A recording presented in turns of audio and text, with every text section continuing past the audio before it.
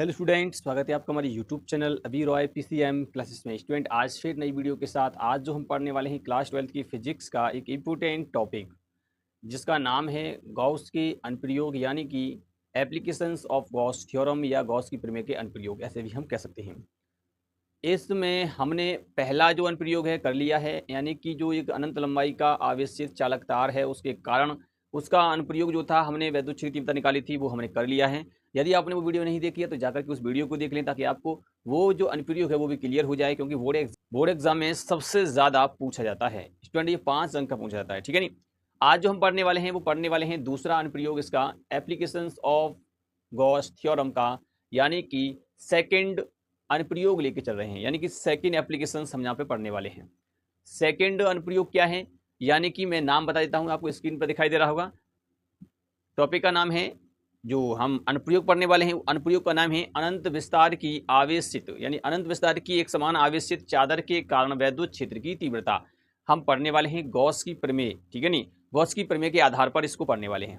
ठीक स्टूडेंट, तो बने रहिए वीडियो के एंड तक। यदि चैनल पर नए हो तो चैनल को सब्सक्राइब कर लें, बेल आइकन को प्रेस कर ऑल पे जाकर क्लिक कर दें, ताकि आने वाले वीडियो की नोटिफिकेशन आपको मिलती रहे। तो स्टूडेंट, चलते हैं, वीडियो को स्टार्ट करते हैं। तो चलिए स्टूडेंट, अब हम बात करते हैं अनंत विस्तार की एक चादर के कारण, आवेशित चादर के कारण किस प्रकार से वैद्युत क्षेत्र की तीव्रता हम निकालते हैं। पहली बात तो यह है कि इस डेरिवेशन को करने से पहले आपको पता होना चाहिए कि पृष्ठीय आवेश घनत्व क्या होता है। पृष्ठीय आवेश घनत्व की अगर बात करें, पृष्ठीय आवेश घनत्व, आवेश घनत्व, पृष्ठीय आवेश घनत्व जो होता है वो स्टूडेंट उसे सिग्मा से दिखाते हैं। सिग्मा बराबर होता है Q/A, ध्यान रखना है, ठीक है। पृष्ठीय आवेश घनत्व का फॉर्मूला ये होता है। और आपको पता है कि वैद्युत फ्लक्स का फॉर्मूला क्या होता है। वैद्युत फ्लक्स, वैद्युत फ्लक्स का फॉर्मूला जो होता है स्टूडेंट वो होता है फाई बराबर होता है स्टूडेंट, फाई होता है यहाँ पर, क्या होता है, फाई।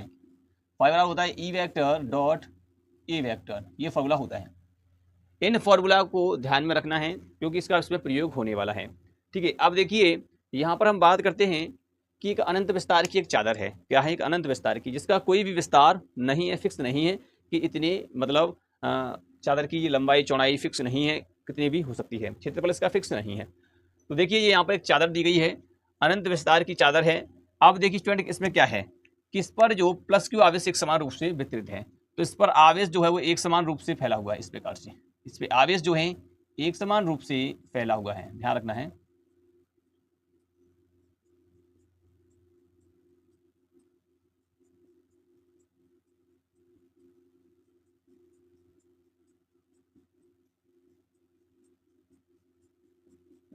ठीक है स्टूडेंट, इस पे जो प्लस क्यू आवेश जो है इस चादर के ऊपर एक समान रूप से फैला हुआ है, ठीक है नहीं। अब देखिए, हमें इस चादर के कारण वैद्युत क्षेत्र की तीव्रता निकालनी है। तो यहां से मान लेते हैं, इस चादर से, इस पॉइंट से मान लेते हैं, ये पॉइंट है, यहां से कुछ दूरी पर, यहां से कुछ दूरी पर, यहां पर मान लेते हैं एक बिंदु मान लिया हमने P। क्या बिंदु मान लिया है, P बिंदु मान लिया इस चादर से इतनी दूरी पर। और इसकी दूरी हम बात करें तो इसकी दूरी कितनी है, इसकी दूरी की बात करते हैं तो वो है R दूरी। कितनी दूरी है, यहाँ से R दूरी है इस बिंदु P की चादर से। और हमें इस चादर के कारण इस बिंदु P पर ही वैद्युत क्षेत्र की तीव्रता की गणना करनी है, ठीक है स्टूडेंट। अब देखिए स्टूडेंट, हम यहाँ पे गॉस की प्रमेय के आधार पर वैद्युत क्षेत्र की तीव्रता फाइंड करेंगे। तो वैद्युत क्षेत्र की तीव्रता किस प्रकार से निकालेंगे। गॉस का प्रमेय जो है वो एक बंद पृष्ठ पर लागू होता है। तो हमें क्या करना पड़ेगा, यहाँ पर हमें कुछ इस चादर का हिस्सा लेना पड़ेगा, और उस हिस्सा को लेकर के हमें एक पृष्ठ बनाना पड़ेगा, गॉसियन पृष्ठ, ठीक है। तो चलिए, मैं यहाँ पर एक क्या करता हूँ, इस चादर में से कुछ क्षेत्रफल का एक पृष्ठ ले लेता हूँ। तो मैंने यहाँ से क्या किया, एक पृष्ठ ले लेता हूँ। चलिए,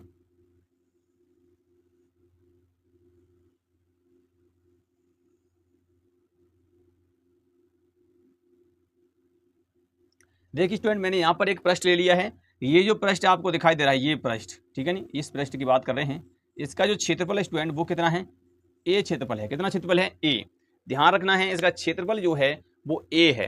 कितना है, ए क्षेत्रफल है इसका, ठीक है नहीं। अब देखिए, हमें क्या करना है, हमें यहाँ से एक गॉसियन पृष्ठ बनाना है, ए क्षेत्रफल का ही एक गॉसियन पृष्ठ बनाना है, ठीक है नहीं, जो बिंदु P को सम्मिलित करते हुए हो, ठीक है। तो चलिए, मैं यहाँ पे गॉसियन पृष्ठ की रचना कर लेते हैं। तो यहाँ पर हम एक गॉसियन पृष्ठ बनाते हैं जो बिंदु P को सम्मिलित करते हुए हो।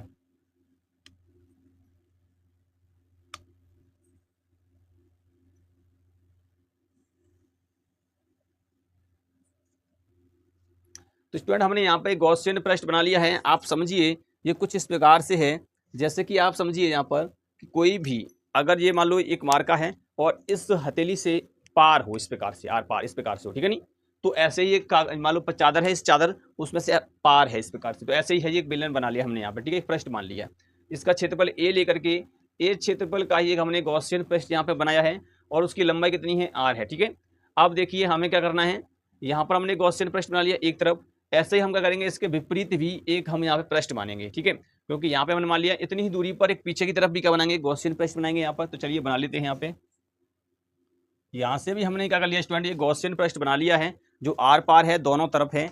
इस बिंदु को पी नाम दिया है तो इस बिंदु को हम पी डैश नाम दे देते हैं। क्या नाम देते हैं, पी डैश। दोनों तरफ हमने यहाँ पर बना लिया है, गॉसियन पृष्ठ बेलनाकार बना लिया है। अब स्टूडेंट हमें क्या करना है, हमें यहाँ पर क्या निकालना है, हमें यहाँ पर फ्लक्स निकालना है कि यहाँ पर देखिए इस क्षेत्रफल में कुछ ना कुछ आवेश होगा, उस क्षेत्रफल में यहाँ पे आवेश है, उसके कारण यहाँ पर बल रेखाएं निकलेंगी, वो बल रेखाएं इस पृष्ठ से पारित होंगी। ये पृष्ठ बना है गॉसियन पृष्ठ, इससे क्या होंगी, निकलेंगी। तो यहाँ से देखिए ये वाला भाग ऐसे ही तो है यहाँ पे, तो स्पेस से भी निकल सकती हैं बल रेखाएं, आगे भी निकल सकती हैं इसमें से। तो ये वाला भाग जो है समतल भाग मान लेंगे इसको। ये कौन सा भाग है, इसको हम कहेंगे समतल पृष्ठ। क्या कहेंगे इसको हम, समतल पृष्ठ। ऐसे ही ये वाला भी तुम्हारा समतल पृष्ठ होगा। इसके बाद अगर हम बात करेंगे इस वाले भाग की करेंगे तो ये क्या होगा, वक्र पृष्ठ होगा, इसका वक्र पृष्ठ, ठीक है। ये तुम्हारा वक्र पृष्ठ हो जाएगा। ये समतल पृष्ठ हो गया, ये वक्र पृष्ठ हो गया। अब देखिए स्टूडेंट हमें यहाँ फ्लक्स निकालना है। क्या निकालना है, फ्लक्स निकालना है। तो चलिए स्टूडेंट अब हम इसकी थ्योरी लिखेंगे। थ्योरी में क्या लिखना है, थ्योरी में लिखना है कि माना एक चादर अनंत लंबाई की अनंत विस्तार की एक चादर है जिस पर प्लस क्यू आवेश एक समान रूप से फैला हुआ है, जिसका पृष्ठीय आवेश घनत्व सिग्मा बराबर क्यू अपॉन ए है, ठीक है नहीं, ए है। चादर से आर दूरी पर एक बिंदु पी लिया है जिस पर वैद्युत क्षेत्र की तीव्रता की गणना करने पर, ठीक है, इस प्रकार से आपको थ्योरी में लिखना है। इसके बाद नीचे आपको क्या करना है, चादर के आर पार क्या करना है, चादर के आर पार एक बेलनाकार लंबवृत्ती गॉसियन पृष्ठ खींचने पर, ठीक है नहीं, यहाँ पर ए क्षेत्रफल का, यानी कि ए क्षेत्रफल लेकर के हम क्या कर रहे हैं, यहाँ पर चादर का ए क्षेत्रफल लेकर के चादर के दोनों ओर एक लंबवृत्ती गॉसियन पृष्ठ की रचना करने पर, यानी कि लंबवृत्ती बेलनाकार गॉसियन पृष्ठ की रचना करने पर। तो इस प्रकार से आपको थ्योरी में लिखना है। अब चलिए यहाँ से हमें क्या करना है, ये हमारी थ्योरी हो जाएगी। अब इसके बाद कैलकुलेशन हो जाएगी। अब देखो कैलकुलेशन किस प्रकार से करेंगे, यहाँ पर आपको दिखाई दे रहा है ऊपर वाला भाग जो है वो क्या है, वक्र भाग है, और ये वाला समतल भाग है। तो हमें क्या करना पड़ेगा, हमें यहाँ फ्लक्स की गणना करनी पड़ेगी स्टूडेंट। तो फ्लक्स निकालेंगे, पहले परिभाषा से निकालेंगे, उसके बाद गाउस के नियम से निकालेंगे। तो देखिए हम एक यहाँ पर पृष्ठ लेते हैं, एक हमने पृष्ठ यहाँ पर ले लिया, ठीक है स्टूडेंट। इस प्रकार से इस पृष्ठ का क्षेत्रफल की अगर बात करेंगे तो वो हो जाएगा डी ए क्षेत्रफल। क्या हो जाएगा, डी ए क्षेत्रफल। इसका अगर क्षेत्रफल देखो, वैद्युत क्षेत्र की जो यहाँ पर डायरेक्शन है वो भी ऐसे ही है, ई वेक्टर। और यहाँ पर अगर हम बात करेंगे क्षेत्रफल सदिश की डायरेक्शन तो वो भी क्या होगी, डी ए वेक्टर, इसी प्रकार से होगी, क्योंकि इसी प्रकार से पृष्ठ ऐसे ही तो है, तो ऐसे ही होगी लंबवत। अब देखिए एक पृष्ठ हम यहाँ पे लेते हैं, इस प्रकार से हमने एक पृष्ठ इसके वक्र पृष्ठ भाग पर ले लिया ऐसे करके। आपको पता है कि यहाँ से पृष्ठ पर लिया है तो लंबवत होगा, इसके क्षेत्रफल सदिश इस प्रकार से होगा यहाँ पर, तो डी ए वेक्टर। और वैद्युत क्षेत्र की डायरेक्शन कुछ इसी प्रकार से यहाँ पर तुम्हें देखने को मिलेगी, ई वेक्टर, ठीक है, इस प्रकार से। ऐसे यहाँ पर भी ले सकते हैं आप, ठीक है नहीं, ऐसे यहाँ पे होगा। तो देखिए यहाँ पर आप लोगे तो यहाँ पर आपने पृष्ठ मान लिया है ये वाला, तो इसका क्षेत्रफल सदिश ऊपर की तरफ होगा डी ए वेक्टर, और इसका वैद्युत क्षेत्र की डायरेक्शन इस प्रकार से होगी, ई ए वेक्टर, इस प्रकार से, ठीक है। ऐसे अगर यहाँ पर बात करेंगे तो यहाँ पर पृष्ठ लिया जाएगा, इसका क्षेत्रफल सदिश इस प्रकार से ही होगा, यहाँ पर ई वेक्टर, और वैद्युत क्षेत्रफल सदिश होगा ई डी ए वेक्टर, ठीक है नहीं, इस प्रकार से होगा। तो ये आपके यहाँ पर छोटे छोटे खंड लिए हैं, इन छोटे छोटे खंडों से कितना फ्लक्स गुजरेगा पहले हम वैद्युत फ्लक्स की परिभाषा से निकालेंगे।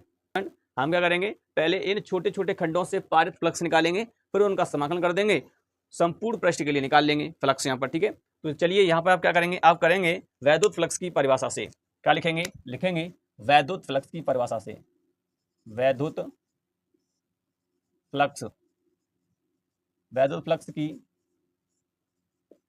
परिभाषा से, वैद्युत फ्लक्स की परिभाषा से निकालेंगे तो संपूर्ण, तो यहाँ पे लिखेंगे हम, देखो हम डायरेक्ट संपूर्ण के निकाल रहे हैं क्योंकि मैंने बता दिया छोटे छोटे भागों का निकालेंगे, फिर संपूर्ण के निकालेंगे तो समाधान कर देंगे सबका, इन सभी छोटे छोटे भागों का, ठीक है। तो संपूर्ण लंबवृत्तीय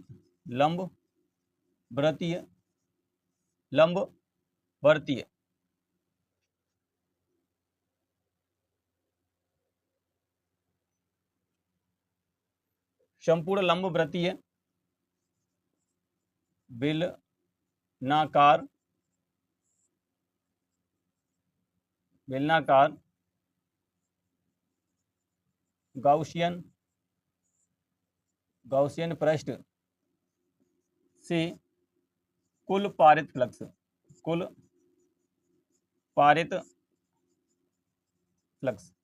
पारित का मतलब होता है स्टूडेंट गुजरने वाला फ्लक्स, ठीक है नहीं।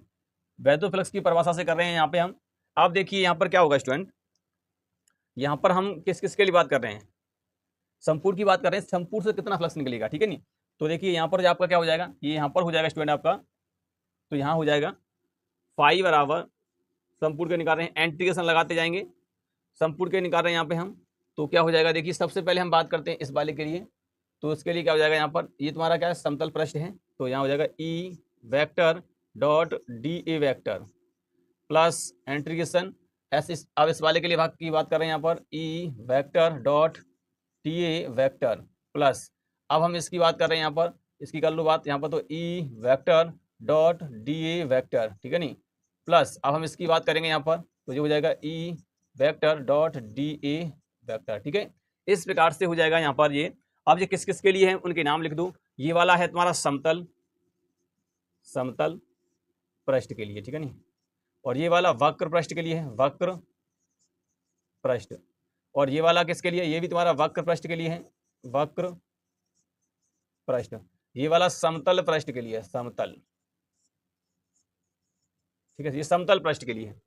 इस प्रकार से हम यहाँ पे फ्लक्स निकालेंगे, ठीक है स्टूडेंट। अब देखिए करना क्या है आपको, अब आपको करना क्या है कि देखिए यहाँ पर ये कितना कोण बन रहा है, यहाँ पे खुद देखिए आप, अगर आप यहाँ पर देखोगे तो यहाँ तो देखो 0 डिग्री कोण बन रहा है, यहाँ कोण है 0 डिग्री का, यहाँ पर कोण है थीटा बराबर 90 डिग्री का, क्योंकि क्षेत्रफल सदिश और वैद्युत क्षेत्र के मध्य कोण की बात करें, तो यहाँ पे भी 90 और यहाँ पर 0। तो इसका मतलब यहाँ पर समतल पृष्ठ है, समतल पृष्ठ पे 0 डिग्री है, और यहाँ पर वक्र पृष्ठ है वहाँ पर 90 डिग्री है कोण, यहाँ पर देख सकते हैं, ठीक है। तो यहाँ पर जो कोण है वो कितना है, थीटा बराबर 0 डिग्री, यहाँ कितना है थीटा बराबर 90 डिग्री, यहाँ पर थीटा बराबर कितना है 90 डिग्री, यहाँ पर कितना है थीटा बराबर 0 डिग्री, इस प्रकार से, ठीक है, इस प्रकार से है। चलिए मैं इसको यहाँ से हटा देता हूँ क्योंकि यहाँ पर ये देखने में थोड़ी सी मिस्टेक हो जाएगी, ठीक है, इस प्रकार से। अब यहाँ तक हो गया। इसके बाद क्या करना है स्टूडेंट, आपको इनका वैल्यू यहाँ पर रखेंगे, क्योंकि इनको देखो डॉट हटाएंगे तो यहाँ पर कोष्ठक लग जाएगा, तो क्या हो जाएगा, ये हो जाएगा आपका यहाँ पर फाई बराबर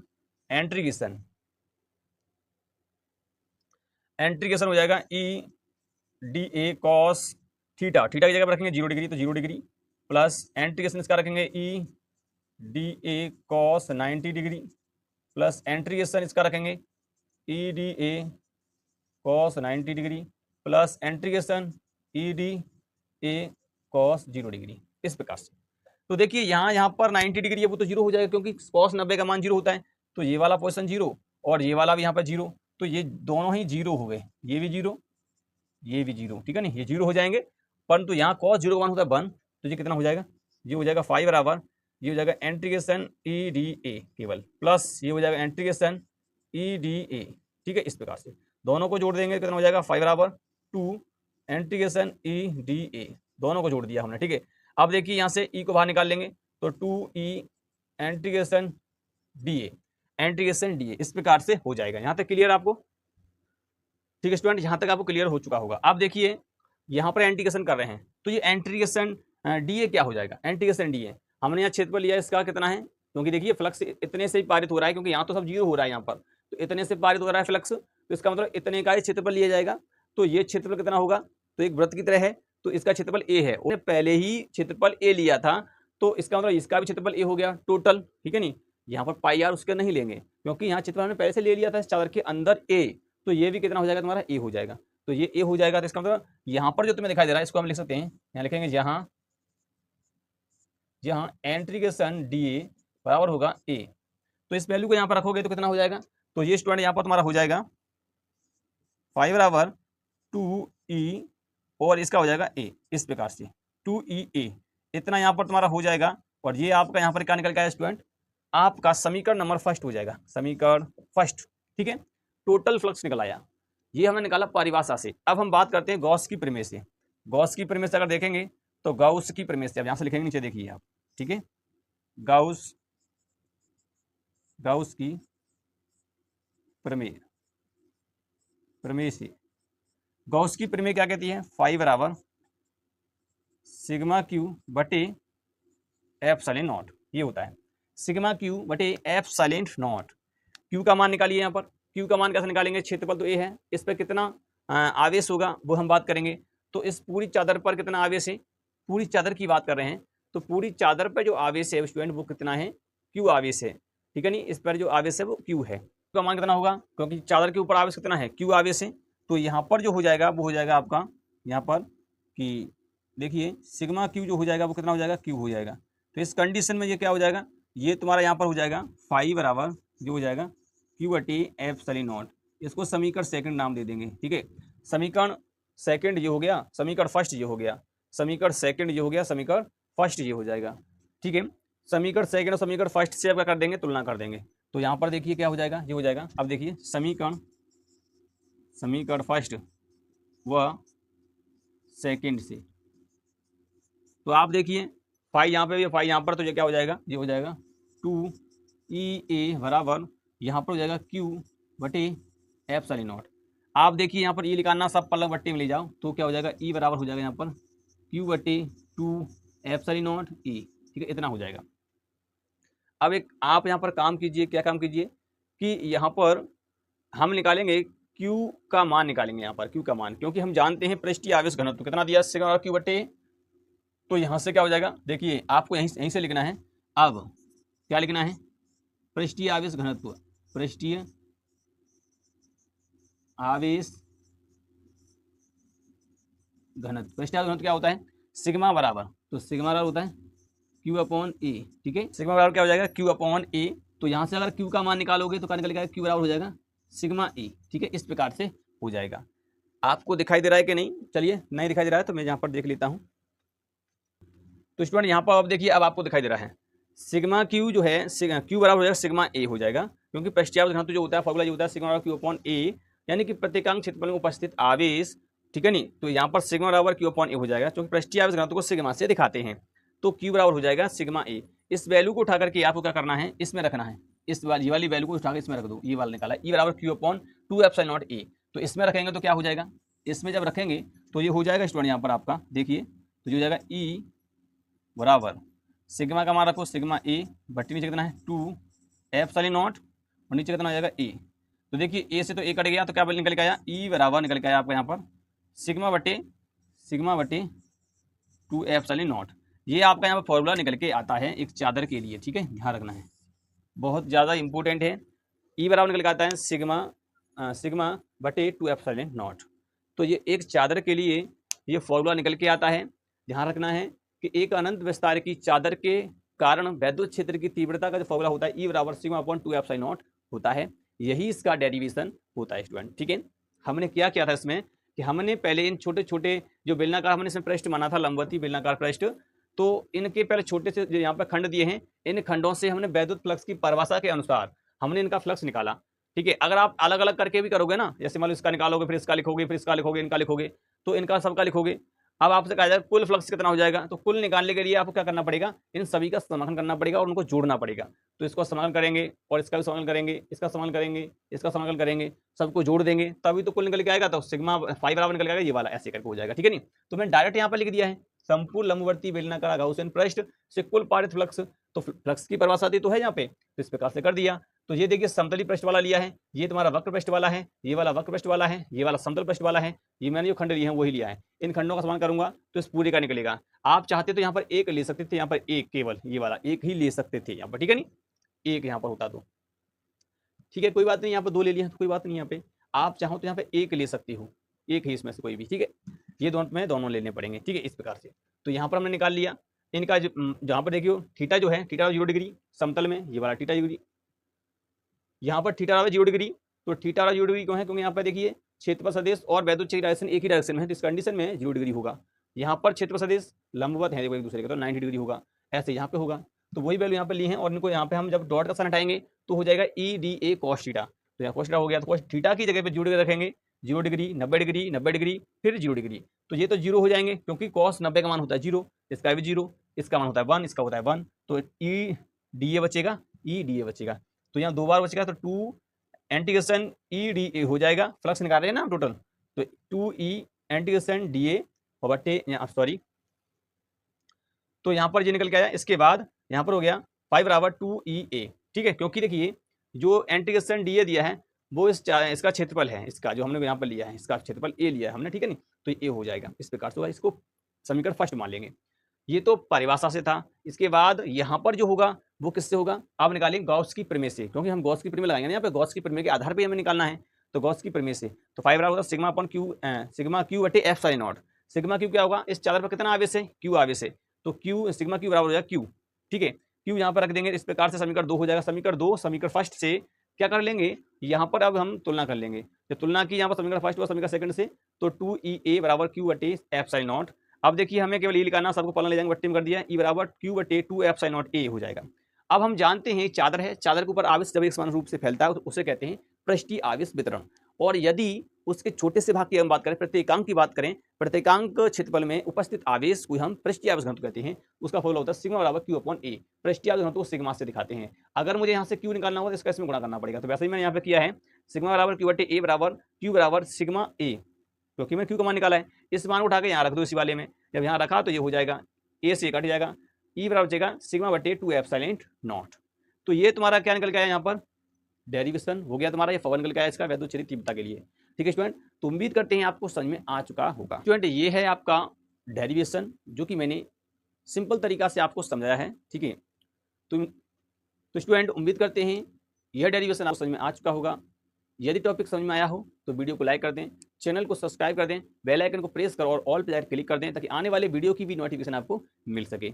अब नेक्स्ट वीडियो में नेक्स्ट अनुप्रयोग देखेंगे, तब तक के लिए जय हिंद।